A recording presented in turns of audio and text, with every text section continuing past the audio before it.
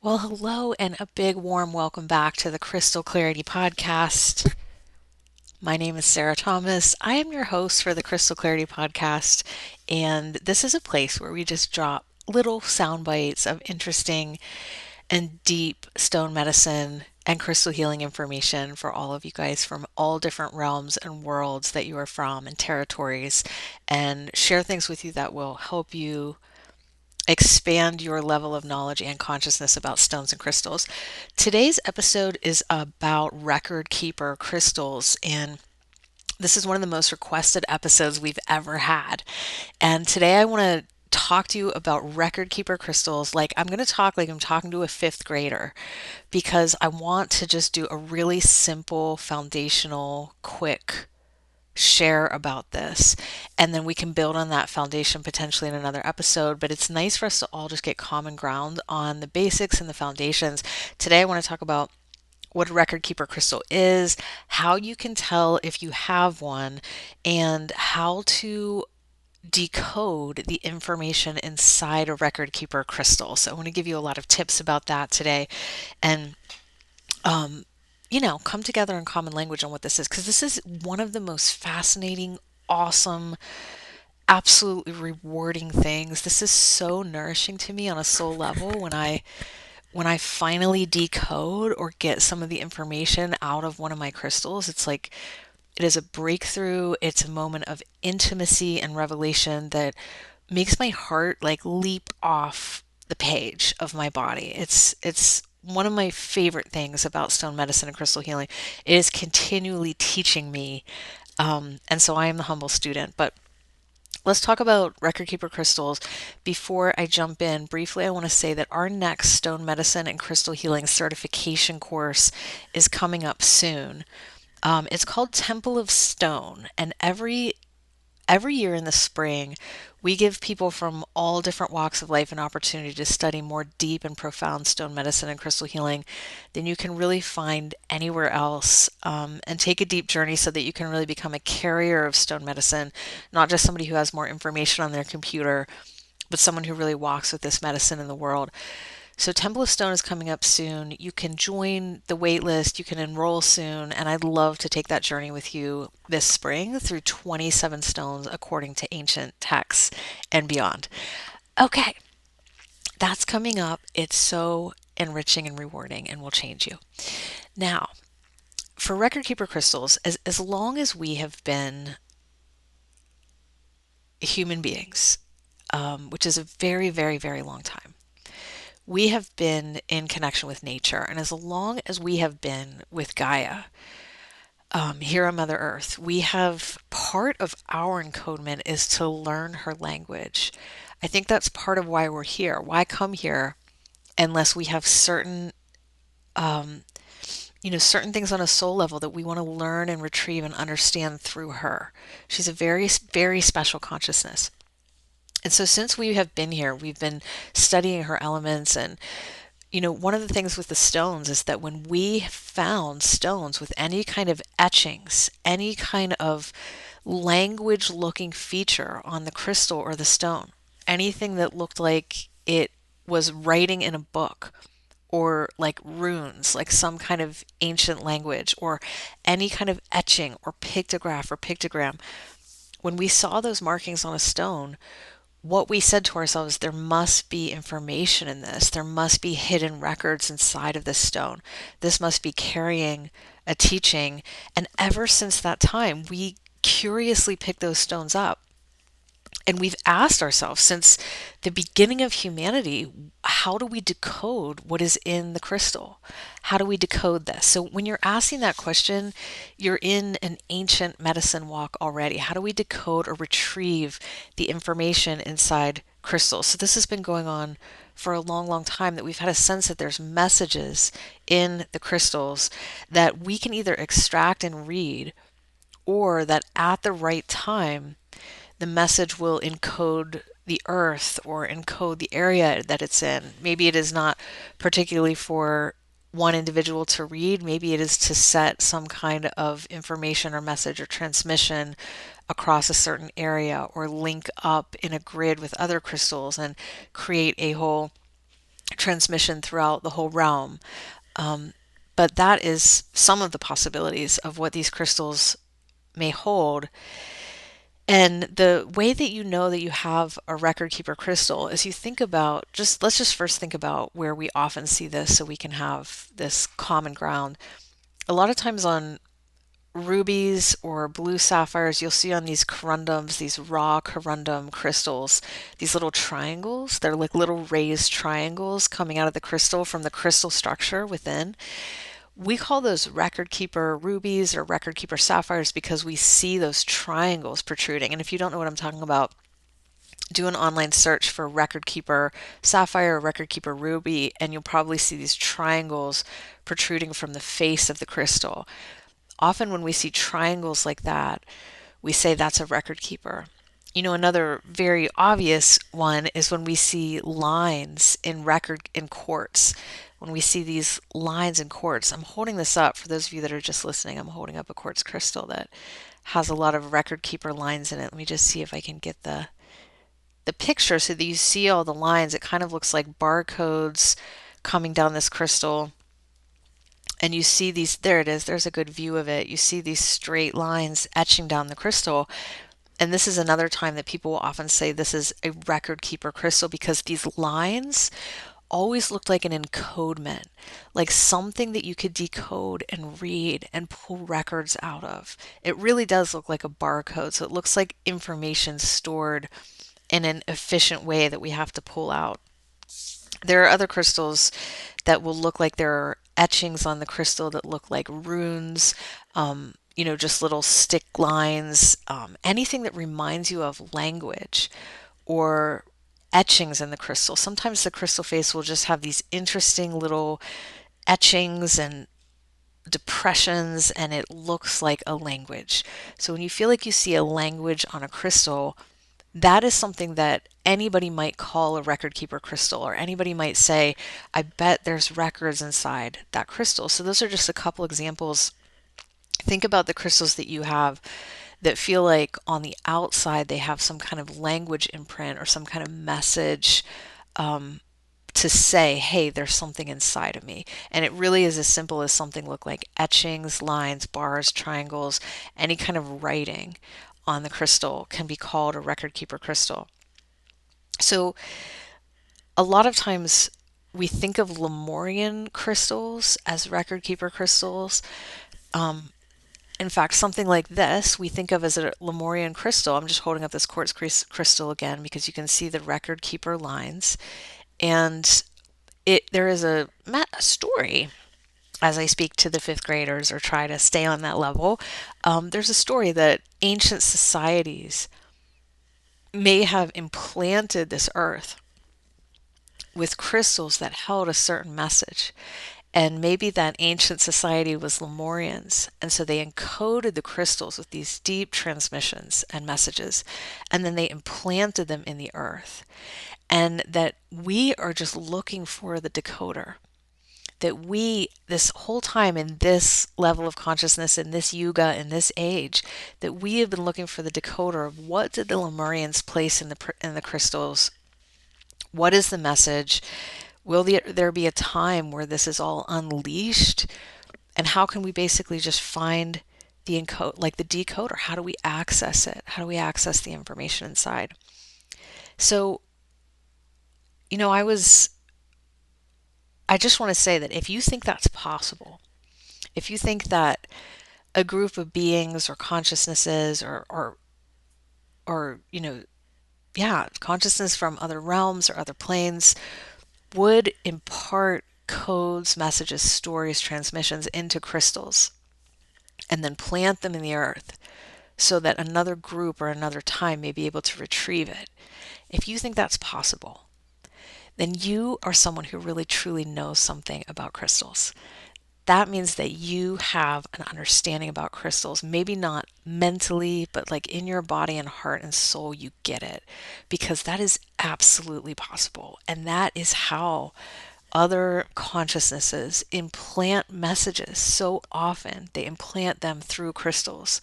Crystals can carry binary and non binary information energy, vibration, frequency. And so when you have a message that needs to be held and then potentially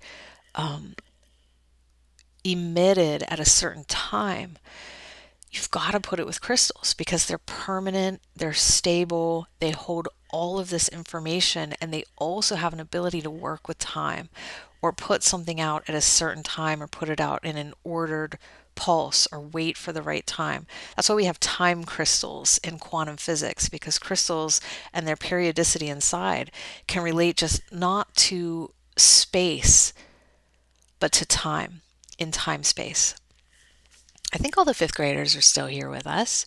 Hello, fifth graders. You guys are so smart these days. So, yes, it's absolutely possible. And this is how beings have encoded this realm forever, among other ways. But goodness gracious, are there messages inside the crystals that will be popping off and have been? And this brings us to, you know, the remembrance too, you guys, that crystals we call them seed crystals often. We call crystals seed crystal. Why would you call it a seed crystal? It's because the seed is the deepest level, the most original level of any plant life. We call it a seed crystal because the crystals can actually encode or implant messages at that deep of a level. And what that means is they can encode a new message into our DNA. Our DNA is like the seed inside of us that holds all of the potential for all of the possible expressions. Crystals can encode us at the deepest level. At the DNA, they can alter our genetics, they can alter our constitution, they can alter our destiny. That's what it means when you can implant something as deep as the level of the seed within us, the DNA. They can also, not just with humans, but other life forms, animals, mountains. Everything here is alive. So they can also plant things in at the DNA level of other systems and alter their genetics, their destiny, their constitution. And that is really powerful. That is what crystals have. That's why we call them seed crystals. This technology is, I mean, we want it in the right hands. And if you look at, yes, it's like, what are we all talking about in the world right now? Everybody's talking about gold, a metal, crystal. Everybody's talking about Bitcoin, which could only be here in this realm if we have crystals, right? We need quartz, we need carbon. Everybody's talking about semiconductors.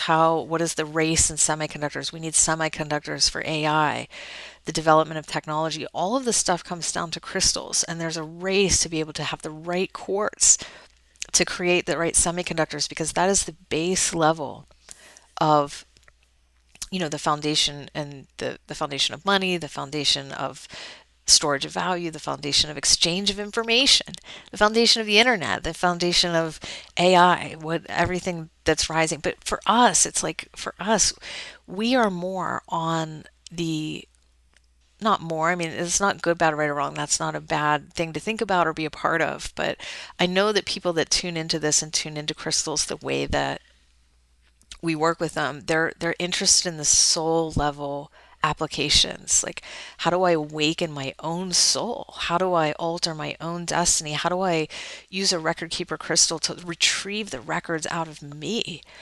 And that, I mean, this is a technology I hope stays in the right hands. But the cool thing is that it's protected.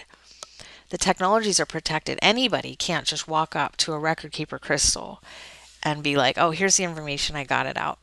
No, you have to have a certain level of consciousness to be able to retrieve the information, because the information is not just the information that the self or the mind understands, which is black, white, yes, no, right, wrong, good, bad. That's the only way the self knows how to read information. That's very, very limited.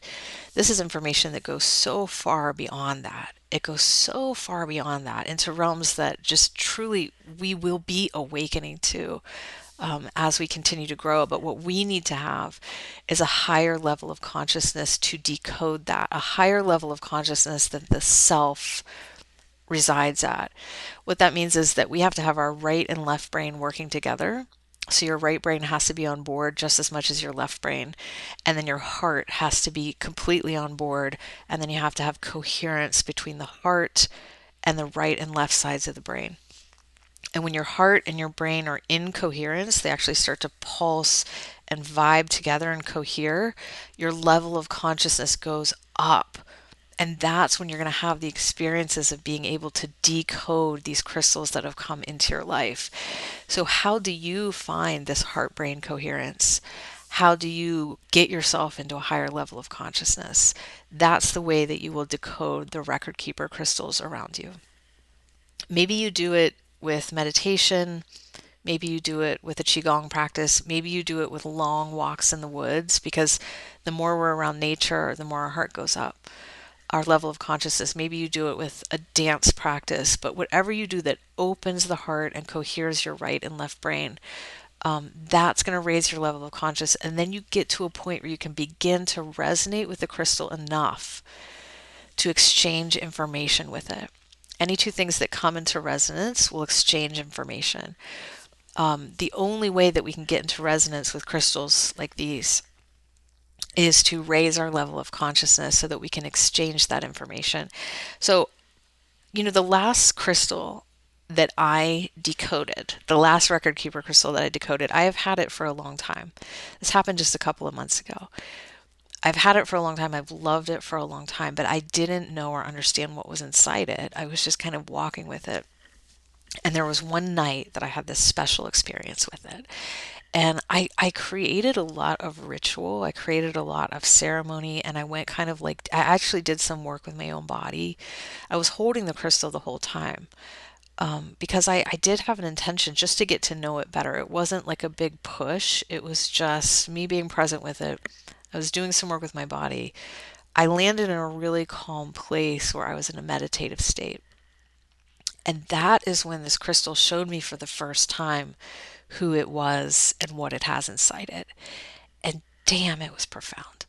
The message is maybe for another episode, but it has changed my life. I mean, it has changed my life and has the potential to change my life again and again and again. Every time I remember it, access it, re enter it, it's not something that my mind could have understood. It's something that I had to be fully on board, right brain, left brain, heart, to extract.